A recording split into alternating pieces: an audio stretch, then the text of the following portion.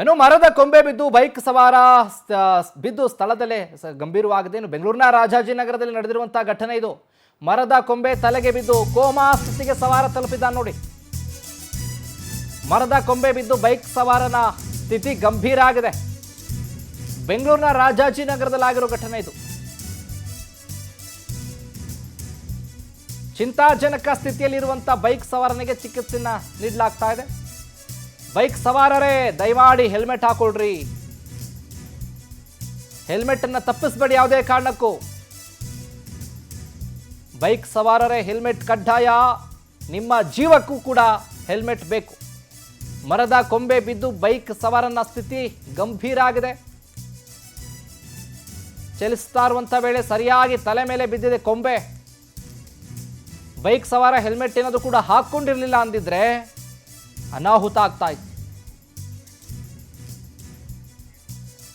ನೋಡಿ, ಹೆಲ್ಮೆಟ್ ಹಾಕೊಳ್ಬೇಕು ಅಂತ ಅದಕ್ಕೆ ಹೇಳೋದು. ದಯವಿಟ್ಟು ಹೆಲ್ಮೆಟ್ ಅನ್ನ ಹಾಕೊಳ್ಳಿ. ಹೆಲ್ಮೆಟ್ ಹಾಕಿಲ್ಲ ಅಂದ್ರೆ ಇಂಥ ಘಟನೆ ಆಗುತ್ತೆ. ಬೈಕ್ ಸವಾರರೇ ದಯಮಾಡಿ ಹೆಲ್ಮೆಟ್ ಅನ್ನ ಹಾಕೊಳ್ಳಿ. ಯಾಕಂದ್ರೆ ಬೆಂಗಳೂರಿನಲ್ಲಿ ಯಾವಾಗ ಏನು ಘಟನೆ ಆಗುತ್ತೋ ಗೊತ್ತಿಲ್ಲ. ನೀವು ದೃಶ್ಯದಲ್ಲಿ ಗಮನಿಸ್ತಾ ಇದ್ದೀರಿ ನೋಡಿ. ಆತ ಹೆಲ್ಮೆಟ್ ಹಾಕಿಲ್ಲ, ಬೈಕ್ನಲ್ಲಿ ಹೋಗ್ತಾ ಇದ್ದ. ಏಕಾಏಕಿ ಮರದ ಕೊಂಬೆ ಬಿದ್ದಿದ್ದಾನೆ ಆತ. ನೀವು ನೋಡ್ಬೋದು. ಅದಕ್ಕೆ ಹೆಲ್ಮೆಟನ್ನು ಹಾಕೊಳ್ಳಿ. ಹೆಲ್ಮೆಟ್ ಕಡ್ಡಾಯ. ನಿಮ್ಮ ಜೀವಕ್ಕೂ ಕೂಡ ಜೀವ ರಕ್ಷಣೆ. ನೋಡಿ, ತಲೆ ಮೇಲೆ ಬೀಳ್ತು. ಇದಕ್ಕಿದ್ದ ಹಾಗೆ ಬೈಕ್ ಸವಾರ ಹಾಗೆ ಬಿದ್ದಿದ್ದಾನೆ ಗಾಡಿಯಿಂದ. ಆತನ ಸ್ಥಿತಿ ಚಿಂತಾಜನಕವಾಗಿದೆ. ಆಸ್ಪತ್ರೆಯಲ್ಲಿ ಚಿಕಿತ್ಸೆಯನ್ನು ಕೂಡ ಕೊಡಿಸಲಾಗ್ತಾ ಇದೆ. ಆತ ಏನಾದರೂ ಹೆಲ್ಮೆಟ್ ಹಾಕ್ಕೊಂಡಿದ್ದರೆ ಏನೂ ಆಗ್ತಾ ಇರಲಿಲ್ಲ. ಹೆಲ್ಮೆಟ್ ಹಾಕಿಲ್ಲ, ಯಾರೂ ಇರೋದಿಲ್ಲ ಅಲ್ಲಿ ಪೊಲೀಸ್. ನೋಡಿ, ಮುಂದೆ ಬಸ್ ಬೇರೆ ಬರ್ತಾ ಇದೆ, BMTC. ಹೆಚ್ಚು ಕಮ್ಮಿ ಆಗಿದ್ರೆ ಏನು ಇದು ವಿಚಾರ ಹೇಳಿ. ಏನೋ ಇದೇ ವಿಚಾರಕ್ಕೆ ಸಂಬಂಧಪಟ್ಟ ಹಾಗೆ ಹೆಚ್ಚಿನ ಅಪ್ಡೇಟ್ಸ್ ಅನ್ನು ಕೊಡ್ತಾರೆ ನಮ್ಮ ಪ್ರತಿನಿಧಿ ಮಂಜುನಾಥ್ ಸಕ್ರಾ. ಲೈವ್ನಲ್ಲಿ ಜಾಯ್ನ್ ಆಗ್ತಾ ಇದ್ದಾರೆ. ಮಂಜುನಾಥ್ ಸಕ್ರಾ, ನೋಡ್ತಾ ಇದ್ವಿ ಬೈಕ್ ಸವಾರನ ಮೇಲೆ ಮರದ ರಂಬೆ ಬಿದ್ದು ಆತನ ಸ್ಥಿತಿ ಗಂಭೀರ ಆಗಿದೆ ಅಂತ. ಹೆಲ್ಮೆಟ್ ಹಾಕಿಲ್ಲ. ಅಪ್ಡೇಟ್ಸ್ ಕೊಡೋದಾದ್ರೆ ಈ ವಿಚಾರಕ್ಕೆ ಸಂಬಂಧಪಟ್ಟ ಹಾಗೆ ಮಂಜುನಾಥ್.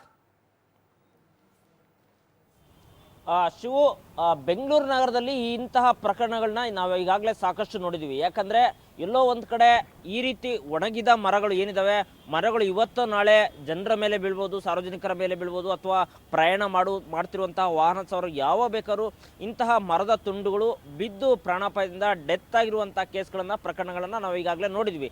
ಸೊ ಇದಕ್ಕೆ ನಿರ್ಲಕ್ಷ್ಯ ಅಂದರೆ GB ಅಧಿಕಾರಿಗಳು. ಯಾಕಂದರೆ ಎಚ್ಚೆತ್ಕೊಂಡು ಇಂತಹ ಕೆಲಸ ಮಾಡಿದ್ರೆ ಇಂತಹ ಅಮಾಯಕರ ಪ್ರಾಣ ಒಂದು ಕಡೆ ಉಳಿಯುತ್ತೆ. ಸೊ ಈ ಪ್ರಕರಣಕ್ಕೆ ಸಂಬಂಧಪಟ್ಟಂಗೆ ನೀವೇನೀಗ CCTV ದೃಶ್ಯಾವಳಿಗಳನ್ನು ಪವರ್ ಟಿವಿಲಿ ಎಕ್ಸ್ಕ್ಲೂಸಿವ್ ನೋಡ್ತಾ ಇದ್ದೀವಿ. ಇದು ಕೂಡ ಬುಧವಾರ ರಾಜಾಜಿನಗರದ ರಾಮ ಮಂದಿರ ಅಲ್ಲಿ ಅವರು ಫೈನಾನ್ಸ್ ಕಲೆಕ್ಷನ್ ಅಂತೇಳಿ ಆ ರಸ್ತೆಯಲ್ಲಿ ಹೋಗುವ ಮಾರ್ಗದಲ್ಲಿ ಏಕಾಏಕಿ ಮೇಲ್ಗಡೆಯಿಂದಂತಹ ಒಣಗಿದ ರಂಬೆ ಒಂದು ಅವನ ತಲೆ ಮೇಲೆ ಬೀಳುತ್ತೆ. ತಕ್ಷಣ ಆ ಗಾಡಿ ಸಮೇತ ಅಲ್ಲೇ ಬೀಳುವಂತಹ ದೃಶ್ಯ ಕೂಡ ಈಗಾಗಲೇ CCTVಯಲ್ಲಿ ಸೆರೆಯಾಗಿರುವಂಥದ್ದು. ಸೊ ಎಲ್ಲೋ ಒಂದು ಕಡೆ ಆತನು ಕೂಡ ಹೆಲ್ಮೆಟ್ ಹಾಕಿದ್ರೆ ಅವನು ಕೂಡ ಪ್ರಾಣಾಪಾಯದಿಂದ ಬಚಾವಾಗ್ಬೋದು ಅಂತೇಳಿ ಗೊತ್ತಾಗ್ತಿರುವಂಥದ್ದು. ಸೊ ಈಗಾಗಲೇ ಅವನಾಲೆ ಯಶವಂತಪುರದ ಮಣಿಪಾಲ್ ಆಸ್ಪತ್ರೆಗೆ ಈಗಾಗಲೇ ದಾಖಲು ಮಾಡಾಗಿದ್ದಾರೆ. ಸೊ ಈಗಾಗಲೇ ಡಾಕ್ಟ್ರು ಕೂಡ 48 ಗಂಟೆ ಕಾಲ ನಾವೇನು ಹೇಳೋಕ್ಕಾಗೋದಿಲ್ಲ ಅನ್ನೋ ಡಾಕ್ಟ್ರು ಕೂಡ ಹೇಳಿಕೆ ಕೊಟ್ಟಿರೋದ್ರೆ ಎಲ್ಲೋ ಒಂದು ಕಡೆ ಈಗಾಗಲೇ ವಾಹನ ಸವಾರ ಕೋಮಾ ಸ್ಟೇಜ್ಗೆ ಹೋಗಿದ್ದಾರೆ ಅಂತೇಳಿ ಗೊತ್ತಾಗ್ತಿರುವಂಥದ್ದು. ಸೊ ಇದನ್ನೆಲ್ಲ ನೋಡ್ತಾ ಇದ್ರೆ ಈ ರೀತಿ ಒಣಗಿದ ಮರಗಳನ್ನು ಕಟಾವು ಮಾಡೋದಕ್ಕೆ, ಜೊತೆಗೆ ಮಳೆ ಮತ್ತು ಗಾಳಿ ಮಳೆ ಬಂದಂಥ ಸಮಯದಲ್ಲಿ ಸಾಕಷ್ಟು ಮರಗಳು, ರಂಬೆ ಕೊಂಬೆಗಳು ಬಿದ್ದು ಅಮಾಯಕರ ಪ್ರಾಣಗಳು ಕೂಡ ಕಳೆದೋಗ್ತಿದ್ದಾವೆ.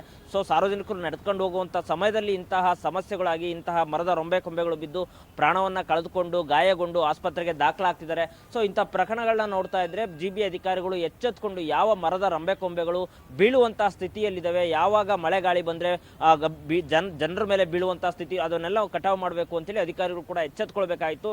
ಎಲ್ಲೋ ಒಂದು ಕಡೆ ಅಧಿಕಾರಿಗಳು ನಿರ್ಲಕ್ಷ್ಯ. ಇಂತಹ ಪ್ರಕರಣಗಳು ಆದರೆ ಕೇವಲ ಅವ್ರಿಗೆ ಒಂದು 50,000 ಲಕ್ಷ ಕೊಟ್ಟು ಸುಮ್ಮನಾಗುವಂತ ಕೆಲಸ ಮಾಡ್ತಾರೆ. ಸೊ ಅದರಿಂದ ಇಂತಹ ಪ್ರಕರಣಗಳು ಪದೇ ಬೆಳಕಿಗೆ ಬರ್ತಾ ಇದೆ. ಸೊ ಇನ್ನಾದರೂ GB ಅಧಿಕಾರಿಗಳು ಎಚ್ಚೆತ್ಕೊಂಡು ಈ ರೀತಿ ಕೆಲಸ ಮಾಡಿದ್ರೆ ಇಂತಹ ಪ್ರಕರಣಗಳು ನಗರದಲ್ಲಿ ಉಂಟಾಗೋದಿಲ್ಲ. ಶಿವು, ಥ್ಯಾಂಕ್ ಯು ಮಂಜುನಾಥ್, ನಿಮ್ಮ ಮೇಲೆ ಮಾಹಿತಿಗಾಗಿ.